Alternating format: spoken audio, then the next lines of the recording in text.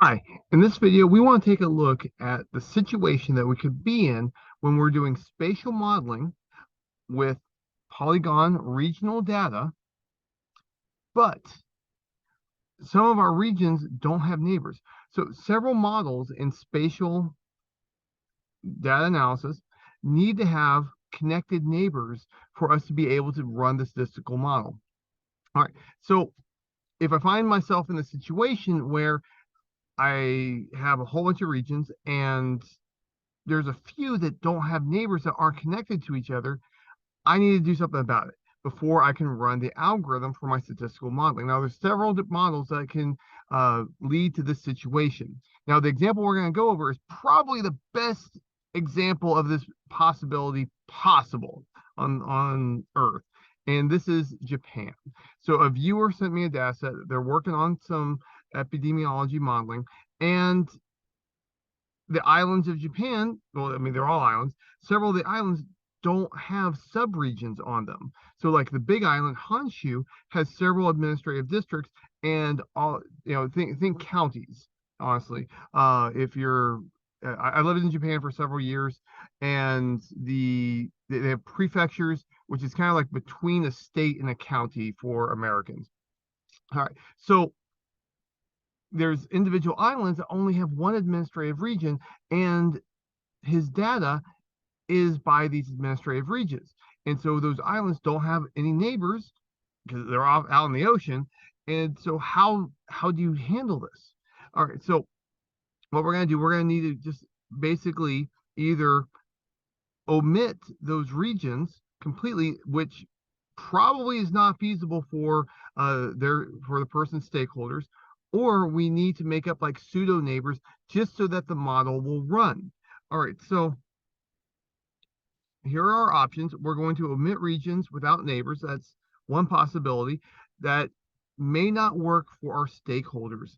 So by the classic statistician, pure statistician point of view, this is the best way to go, because you don't want to make like fuzzy or not, pseudo relationships to make things go. But I can't report to my stakeholders that, oh, we lost all these different regions, from the model. Now, one thing that we could do is we could find the closest region that we have. So think of like if there's an island that doesn't have any subregions within it, and there's another island here, I could connect those two if they're closest, and just for the purpose of statistical modeling, just declare that they are connected to each other. And that's what I'm going to present here. Another way that we could go about this is that we could use our subject matter knowledge to identify regions with strong connections that would be appropriate for our project. So let's think about Puerto Rico in the United States. So Puerto Rico, it's out in the ocean. If I only have data from the United States, I don't have like Dominican Republic, I don't have Haiti, I don't have other islands out there related to my project, but yet I want to run my modeling on this. Well, I could connect Puerto Rico to Florida, let's say like Miami. Now, if you know something about Florida, you'll be like, well, Miami tends to have more of a Cuban population, while Orlando has a more of a Puerto Rican population. At least that's by my assessment. That's just me looking around. I haven't looked up demographic data or anything, but my understanding is that Orlando, where I live, has a strong Puerto Rican population, and my understanding is that that's the strongest just about anywhere in the country. And so I could connect, let's say, Orange County to Puerto Rico for the purpose of statistical modeling because I know that there's a connection. And so that would be something like a demographic connection. Now, another possibility, if I was to know that there's a region that has a strong economic connection, if that's appropriate for my statistical modeling for what I'm working on, that'd be another way to go. Now, here's one from COVID that I know just from living in the Orlando area, that there were plenty of people coming down. I mean, I shouldn't say plenty, but there were people coming south from the northern states to Orlando during the pandemic. And so if I had knowledge of, let's say, a tourist island, and let's say like Key West or Sugar Key, Sugarloaf Key, areas like that. If I have knowledge of the tourist areas, I know where people typically come from to visit the particular islands, then I could establish a connection there also if that's appropriate for my project. So, and now why would that be reasonable? Well, I know that people from Seattle aren't going to Puerto Rico during the pandemic, but people from New York, maybe, possibly. If I have knowledge, if I understand that, I could go ahead and make a connection that way. So let's go ahead and load the data. Now the data set was provided by the viewer, and here is the shape file, and here's the file path for where I've got everything. All right, so here we can see that there are just over 1,900 administrative regions. The data set has 15 fields. It's a multi-polygon. So the reason why it's a multi-polygon, so think about a administrative region that has multiple islands in it. Well, so like American Samoa, for example. If there's multiple islands, then each one of those islands will have a polygon, but they're all connected into one region, making it a multi-polygon. Now here's our bounding box on the coordinates, and here's our projection. You might do better by using a projection that's specific to Japan. This is a good default, so I just left it as is. All right, now there was a problem with this data set. Either there are duplicate vertices, or there are vertices that are crossing over into other polynomials. And so, sorry, polygons. I keep on saying polynomials. I mean polygons. Polygons. So their polygons might have vertices crossing over with each other. And so this function, the st make valid function in the SF package, cleans that up for me. So now I have changed the spatial data, but it's pretty close, so it should be good. All right, so of course, if I'm doing a project with spatial data, I want to take a look and see what's going on. And so we can see that there are a lot of islands off by themselves here.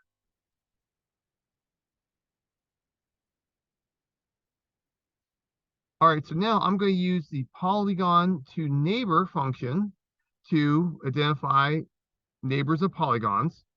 All right, now something that I feel is very important when you work with, frankly, any type of data set, but especially spatial data, is to label names constantly to make sure that you can track back and forth between what is what. So one thing that I'm doing here is that you'll notice that as I go through and I use an ID column in the spatial, not the spatial, but the actual data set within the spatial object, and I'm going to name the neighbor's object. So the neighbor's object is a list, and what's going to happen is for each administrative region, it's going to have a list within the list, and that list is going to have the numbers corresponding to the other neighbors of it. So let's say region 3 has neighbor 5.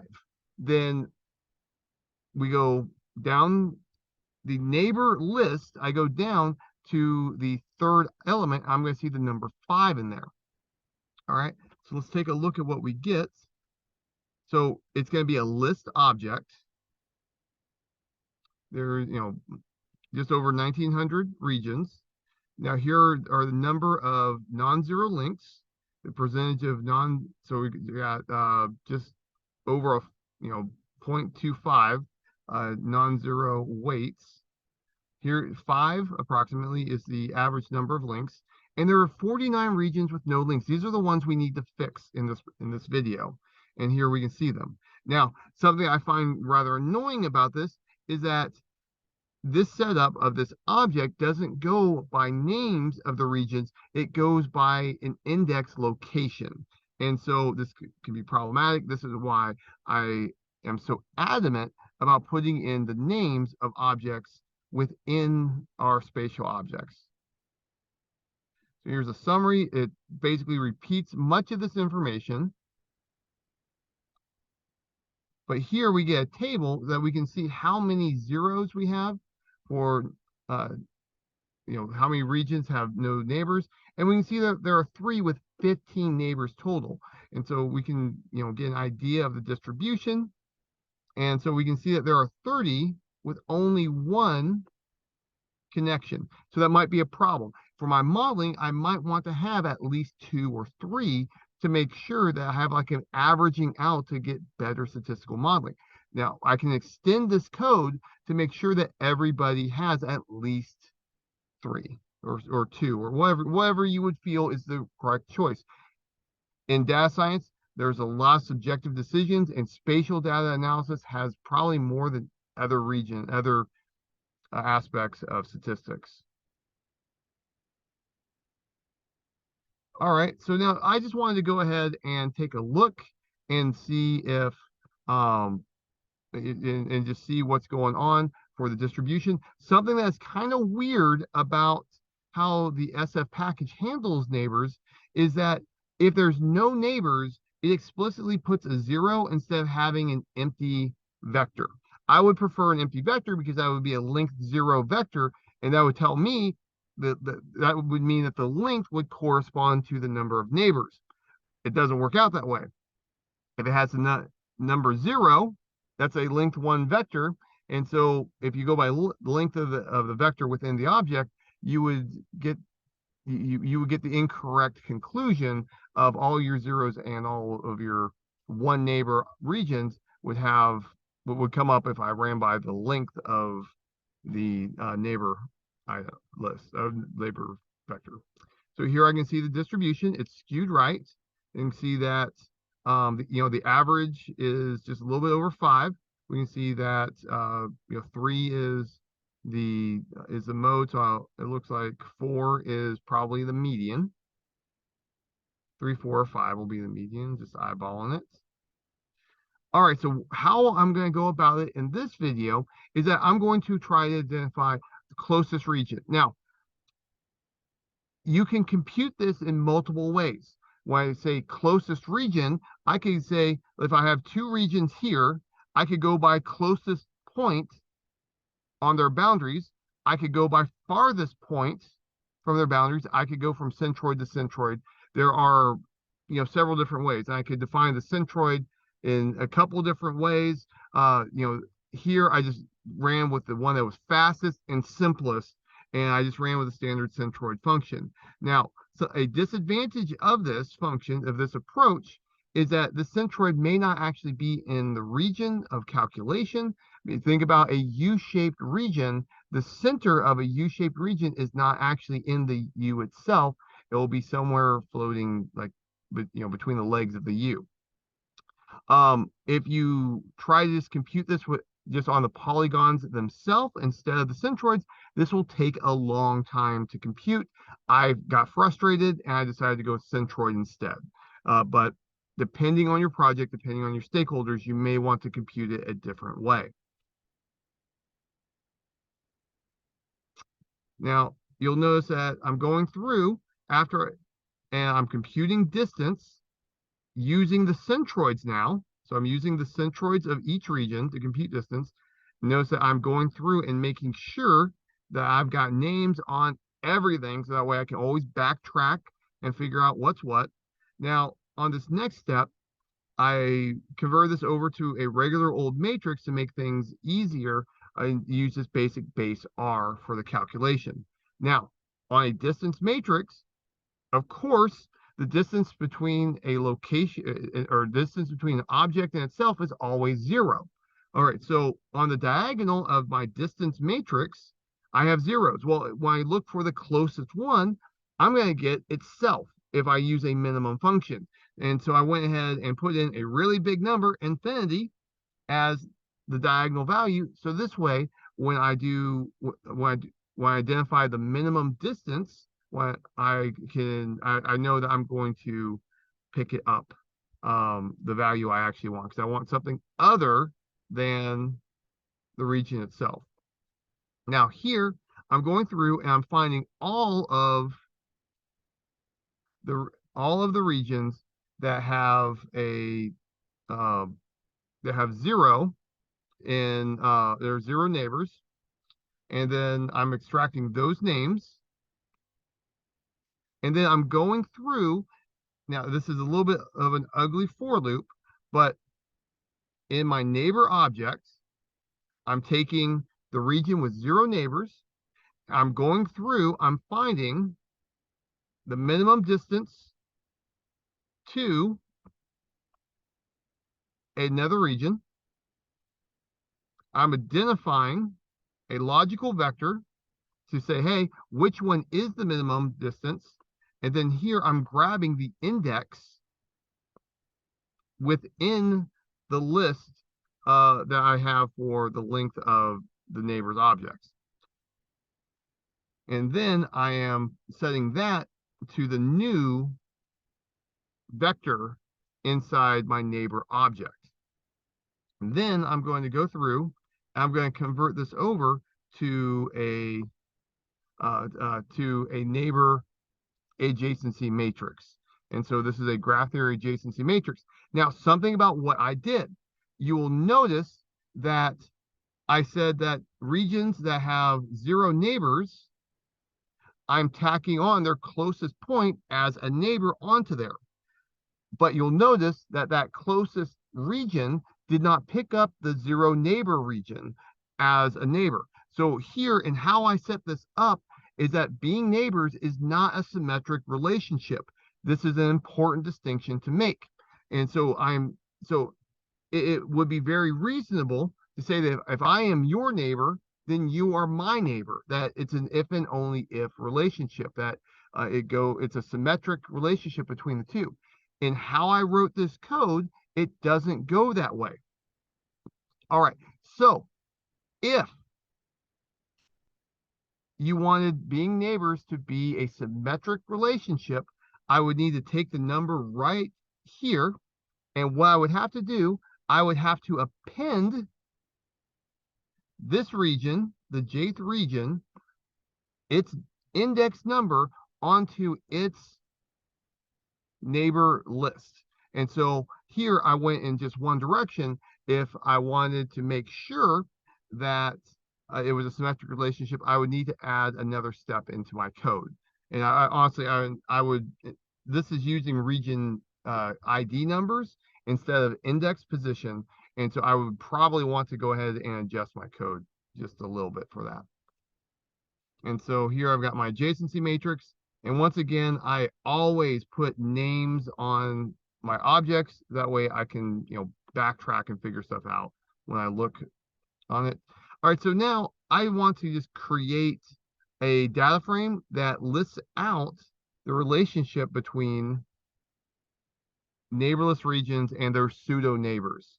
And I'm going to go ahead and put down their distance because that gives me an indication, is this a good relationship or not? Now, the distances are in meters, and so the numbers are going to be relatively big. So here, this column are regions that don't have any neighbors. They're islands off apart from the rest of Japan. Here's our pseudo neighbor. So by the centroid calculation, the closest region. And here is the distance in meters between those 2 points. Now, my projection that I have going can influence this. So if I want to be very, very precise and very, very careful, I might want to change my projection right after I load my data in the first place. And now here are all of the regions that don't have neighbors. You can see them throughout here. They'll come up if I have it right. Here we go. Yep, there we go.